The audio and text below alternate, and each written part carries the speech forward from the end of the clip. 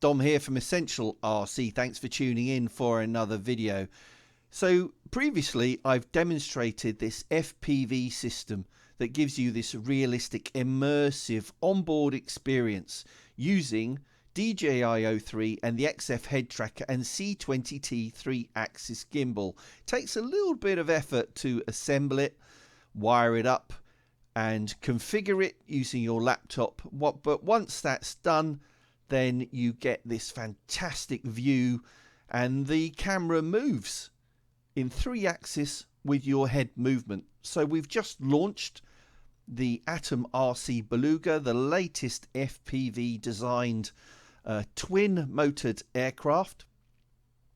So I'm standing on the ground wearing my goggles with the XF head tracker, looking left, looking right, and at 250 feet traveling at about 40 miles an hour. What you'll see is that I've painted the floor of the cockpit this black color with an acrylic pen marker, just to try and minimize the reflections in the plastic canopy that's going over the top of the FPV camera that comes with the Atom RC Beluga. And that's worked quite well, I have to say, except for a little bit on the forward left that I missed, but I'll do that for next time. But I'm using the canopy because it reduces, well, totally gets rid of the force of the airflow over the gimbal and the FPV camera, which could, I think, damage it, particularly if you're moving at quite high speed.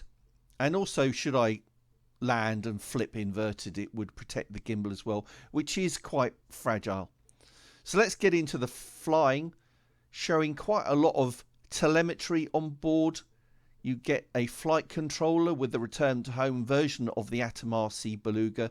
Across the top you can see A and the airspeed next to that in miles per hour. Below that, the ground speed captured by GPS. So a slight variance in that as to whether I'm going into wind or downwind. Then to the right of that, you've got the altitude, which is not highly accurate. It's barometric altitude, so it's not really accurate, but gives you a general idea of your altitude flying through the trees here. On the far left at the top, you've got my throttle position, so at about 70% throttle, cruising around, pulling about 1G, but we do pull more G on this flight. 36 amps. I've got the overall pack voltage, and below that the average cell voltage under load. Then the milliamp hours capacity I've pulled out the pack, the flight time, the distance from home as well. Here we go, pulling into a loop. Look at the G's. I pulled about 4G on the way down, powering back and out of that loop. Nice day for flying. Not totally blue skies, but still nice. Banking over onto the left. And then over to the far edge of the flying field again.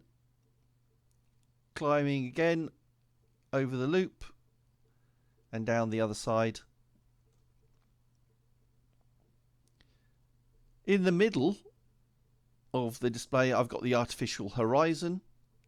Below that, I've got an arrow which indicates the return vector back to home. The mode I'm in, acro mode, is a stabilized mode.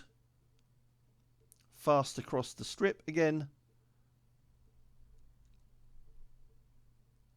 I do like my loops. Rolling out at the top though this time at about 220 feet. Get a good view across the beautiful landscape in the south of England, looking left and right, making the most of that. And you notice how fluid the movement is with this C20T gimbal. It really is nice. I want to make sure that I stay in front of the flight line. You can see that down there. All clubs have rules around where you're allowed to fly, where you're not allowed to fly. Across to the right in the middle, I've got pitch and roll angles.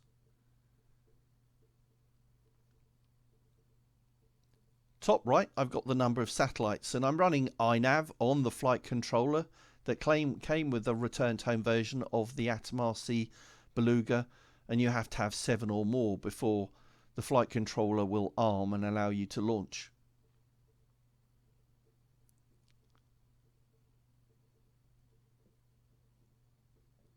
Again, coming in low across the strip,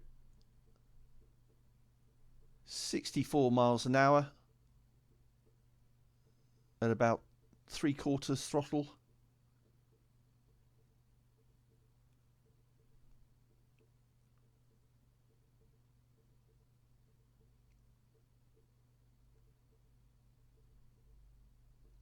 Now coming in for a super low pass, full throttle.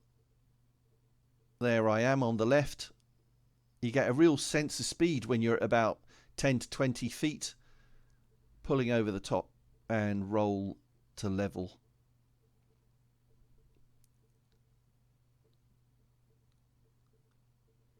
Keeping an eye on the voltages on the left at all times. So under load, at about 80% of throttle, I'm down to 3.6 volts per cell, so that's still good. Flight time of nearly 7 minutes so far, and I'm using a 6S 6000 pack. Should be noted I removed the landing gear. Not impressed with the nose gear on the Atom RC Beluga. Really soft spring and bent the pin between the landing gear and the retract unit, so I removed the landing gear. Much lighter, can use a bigger pack, fly for longer. So here I am spotting landing. Notice how quickly the gimbal moves. Keeping an eye on my speed, I want about 40 miles an hour into wind. Holding the nose up. And just let it skim across towards the ground about 1 foot and let it skim in. Disarms on landing. Top speed of 103 miles an hour. Pulled a maximum of 85 amps. Maximum G-force of 6.7. I wouldn't have passed out if I was on board, but it would have been a little bit uncomfortable. That's it. I'm really getting into this Atom RC Beluga, I have to say. I think the landing gear is a waste of time, but otherwise it's a really nice aeroplane to fly. Thanks for watching. See you next time.